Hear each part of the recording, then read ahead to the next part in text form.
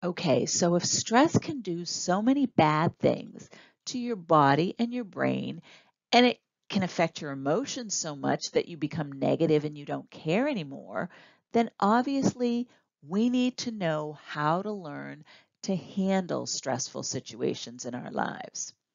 So, what you need to do is say to yourself, okay, what makes me say, I am so stressed out?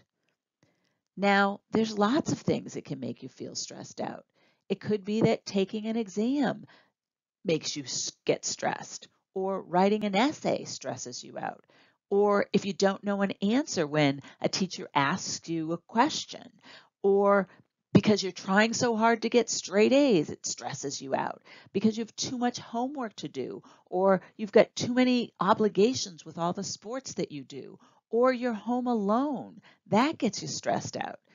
There are so many things that can stress you out, and these are just some of them. There's also things that are going on at home or with your friends or in your neighborhood that can stress you out. So, what you need to do is say, what makes me stress? And not only what makes me feel like I'm so stressed out, but what are the different kinds of stressful situations that there are? There are actually two different kinds of stressful situations.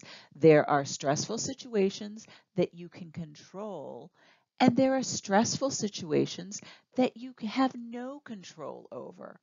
And it's important to be able to figure out what kinds of situations stress you out because each situation can be handled differently.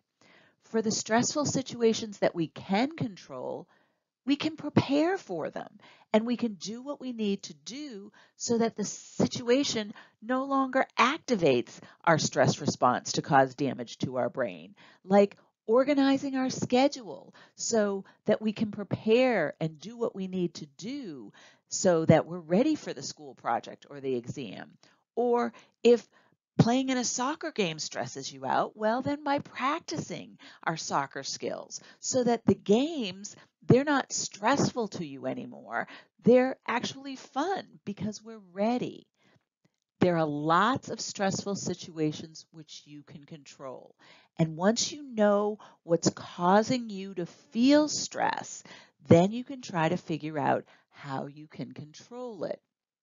Now, there are also stressful situations in which we have no control. So, what we then need to do is we have to come up with ways that we can cope with the situation that essentially will allow us to deal with the stress so that it doesn't damage our brains.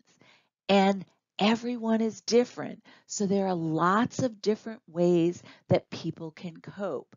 And what may be a good coping mechanism for you may not be a good coping mechanism for your friends. For example, you may find that when you're getting stressed out, all you have to do is take some deep breaths, breathe in and breathe out. And that helps you to calm down your brain so that you're not stressing out and you're not going to damage your brain. You could be a person who likes to talk to other people. You want to talk to the people you love or trust and see if they can help you to come up with ways to cope when the stress that you're feeling is getting out of control.